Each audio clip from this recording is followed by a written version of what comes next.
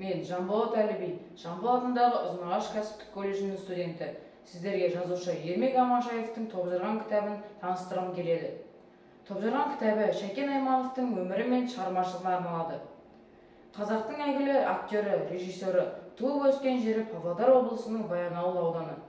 Шәкен Айманов қазақ өнерінің шоқтығы, биік тұлғасы, талантты актері әрі режиссері. Биыл туғанына 110 жыл. Ол ұлттық театр өнері мен кино саласының қалыптасуы мен дамуы үшін бүкіл ғұмырын арнады. Қазақ киносындағы ұлттық режиссураның дамуына өлшеусіз үлес қосқан Шәкен Айманов қазақ киносы тарихында тұңғыш рет киноны түсірген адам ретінде ел жадында мәңгілік сақталған.